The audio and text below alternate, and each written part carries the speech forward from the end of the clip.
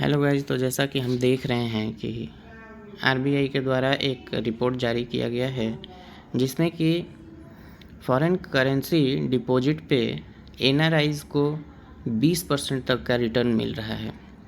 क्या है न्यूज़, क्यों इम्पोर्टेंट है, आइए देखते हैं।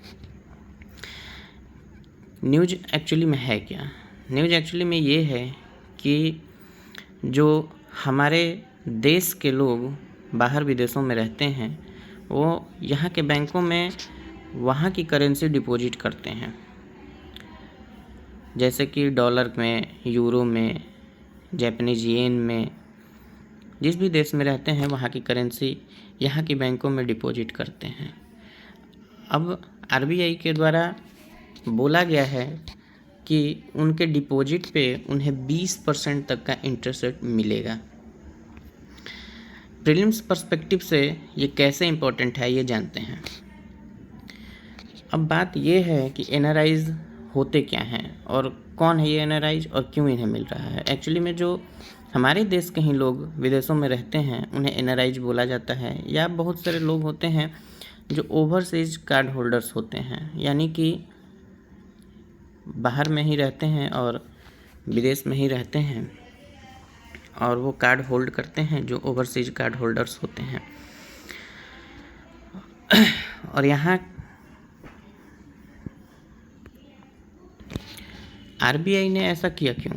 आरबीआई ने ऐसा इसलिए किया क्योंकि वो रुपये के डेप्रिसिएशन रिस्क से हमारे देश की इकोनॉमी को बचा सके। यानी कि जितना भी डॉलर हमारे यहाँ डिपॉजिट रहेगा तो एक्सचेंज रेट का जो आरबीआई के द्वारा ये डिसीजन इसलिए लिया गया है क्योंकि वो हमारी इकोनॉमी को आरबीआई के द्वारा ही गवर्न किया जाता है। जितने भी फैसले लिए जाते हैं, जितने भी मार्केट में ऊंच नीच होते रहते हैं, पैसे का लेन देन होता रहता है विदेशों से, वो आरबीआई के द्वारा ही देखा करा जाता है। और रुपये के जो लगातार गिरावट आ रही है, हमारे रुपए की लगातार जो गिरावट आ रही है, उससे बचने के लिए और फॉरेन करेंसी को हमारे यहाँ खींचने के लिए, ताकि ज़्यादा से ज़्यादा विदेश में रहने वाले लोग हमारे यहाँ के बैंकों में डिपॉजिट करें, इसीलिए ये फ़ैसला लिया गया है। अब बात ये है कि सबसे बड़ा प्रॉब्लम है कि जितने भी लोग जमा करेंगे वो कभी ना कभी तो पैसे निकालेंगे ही अपने। 3 साल हो, 2 साल हो, 1 साल हो, 5 साल हो, कभी तो निकालेंगे ही पैसा। तो सबसे बड़ा मेजर इशू यही है।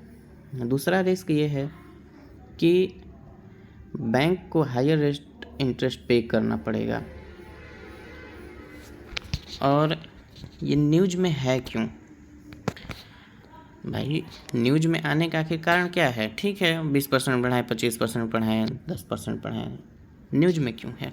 न्यूज़ में इसलिए है क्योंकि जो लेवरेज मिलता है, लेवरेज अपॉर्चुनिटीज़ जो हैं वो 20% तक अगर बढ़ जाता है तो सबसे बड़ी चीज़ है कि पैसे तो रिटर्न में देने ही पड़ेंगे आरबीआई को।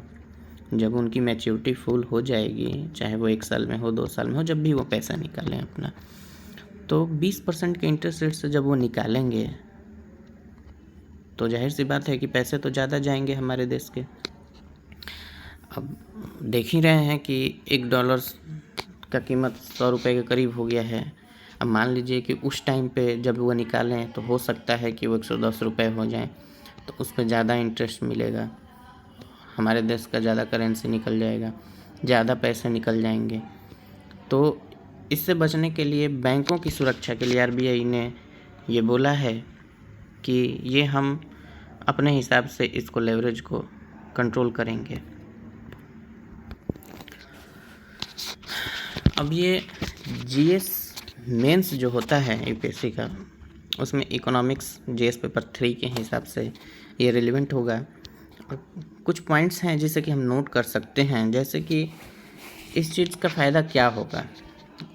तो सबसे बड़ी फ़ायदा होगी स्ट्रेंथनिंग द फॉरेक्स रिज़र्व, यानी कि फॉरेक्स का जो रिज़र्व है, जो भी आरबीआई अपने पास पैसे रखते हैं, फॉरेक्स रिज़र्व के रेशियो आप लोग पढ़े होंगे, वो मजबूत होगा, पैसे को बल मिलेगा, हमारे यहाँ के रुपए को बल मिलेगा। इससे बैंकिंग सेक्टर का लिक्विडिटी बढ़ेगा।